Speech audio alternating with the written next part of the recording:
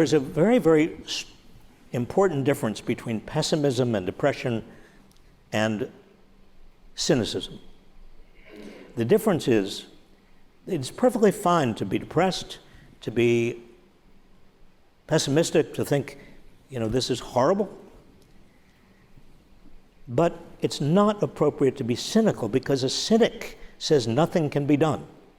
Nothing can be done. A cynic feeds off of hopelessness.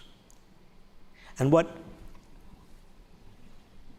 Trump, and I'm calling them, and you'll excuse my expression, neo-fascists, want is for us to be cynical.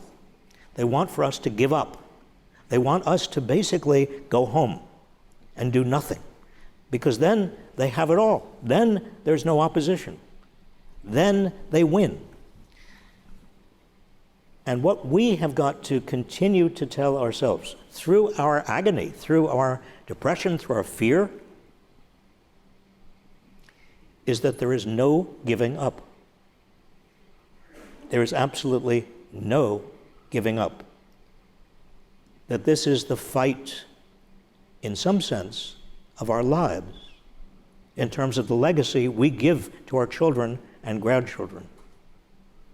These institutions that are being wrecked right now are so critical to the future. We will rebuild them. It's going to take time. Some of us, maybe we won't be around by the time they're rebuilt. But I think they will be rebuilt more strongly than they are now. For the reasons I said before, because people now understand what's at stake. They didn't understand before. I mean, born in 1946, I took for granted much of what cannot now be taken for granted. I assumed the institutions of democracy, checks and balances, 3 branches of government, of the federal government, federalism.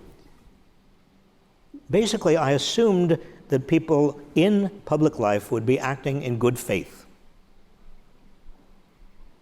And I assumed that even CEOs of big corporations, corporate leaders, would also be acting in good faith.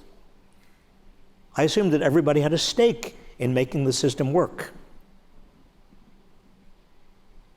Well, that can no longer be assumed. But that is not a cause for utter dismay. That's a cause for education, for re-education, for fighting, for making people see what is actually happening.